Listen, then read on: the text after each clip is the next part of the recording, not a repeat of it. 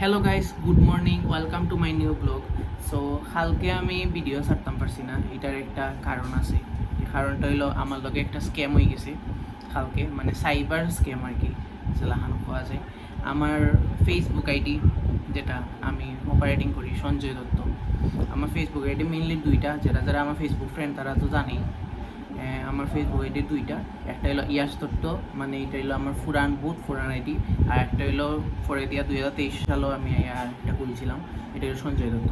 So Sanjay দত্তর মাঝে আমি ঢুকছি সন্ধ্যার পরে আমি ঢুকার চেষ্টা করলাম, কিন্তু আমি ঢুকতাম পারলাম না।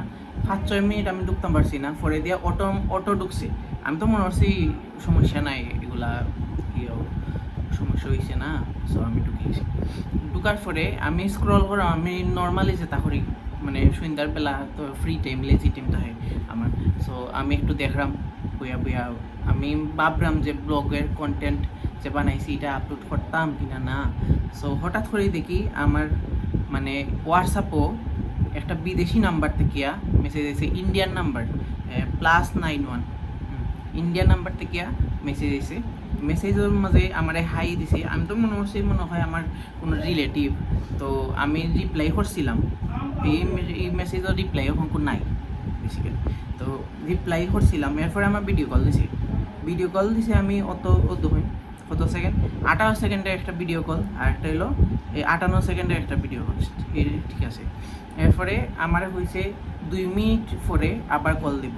আমি দেখছি না কিচ্ছু না, হঠাৎ করে আমার একটা উল্টাপাল্টা ভিডিও বানাইয়া দিলেইছে হঠাৎ করে। What is this? তাও খুব বাজে রকমের একটা ভিডিও, আমার ফেস লাগাই খুব বাজে রকমের একটা ভিডিও বানাই আমারে যে এটা আমার পুরা, মানে আমার তো ফেসবুক আইডি ওপেন, পুরা পাবলিক করা।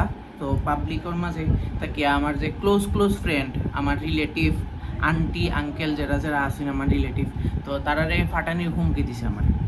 আর হুমকি দিয়া যে আমার কাছ থেকে আমি তারে 5,000 টাকা দিতাম, 5,000 টাকা না দিলে এই ভিডিওটা ভাইরাল করে দেব। সো অঙ্ক আমি পড়ে গেছি, বহুত টেনশনও। কালকে আস্তা রাইতে আমি কিন্তু ঘুমাইছি না, বোঝা যায় কিনা না, কালকে আস্তা রাইতে আমি ঘুমাইছি।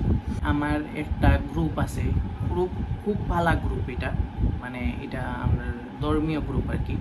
সো আমি এটার মাঝে মেসেজ করলাম যে আমার তো তা হয়ে দিছে। সো আমি ওখানে কিতা করতাম পারি।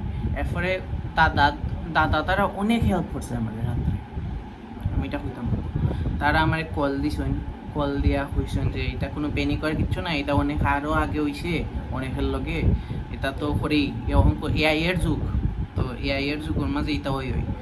সো অহংকু তারা কইছেন যে আমি গিয়া আজকে, মানে কালকে কইছেন আজকে দুপুরে গিয়া তারা আমার লগে যাইবা, আর জিডি হরতাম থানার মাঝে ও নাম্বার প্লাস এই সবগুলা মেসেজ দিয়া, মেসেজের স্ক্রিনশট আমি রাখছি, আবার মেসেজও রাখছি, আমি কিছু হারছি না, তারা ব্লক মারিয়া রাখি দিছি আমি বেসিক্যালি। সো আমি হতন বাদে যাই, দেখি কিতা হয়। যাইলাম কি বাসাত। সো বাসাত গিয়া কথা হইব আপনার সাথে। সো গাইস, ওহংকু হয়ে গেছে বিকাল, আর আমি ওহংকু বাসাত আইছি। সকাল থেকে অনেক দৌড়াদৌড়িতে আসলাম ও মামলা করার লাগিয়া, মানে জিডি এন্ট্রি করার লাগিয়া। জিডি তারা লইছে না, তো জিডি লইছে না কারণ আমার তো আইডি হ্যাক হয়েছে না। সো তারা জিডি মাঝে যে আমি বক্তব্যটা দিতাম টিকিটা অঙ্ক আমি অপেক্ষা করতাম, তারা হয়েছেন যে আমি 2 দিন অপেক্ষা করিয়া দেখতাম।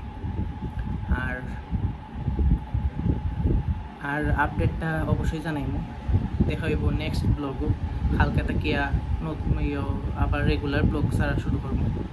রেগুলার ব্লগ নাই, মানে আমার তো সামনে পরীক্ষা আছে, আর কয়েকদিন ব্রেকও নিব। কালকে ব্লগ বাদে কয়েকদিন ব্রেক নিব।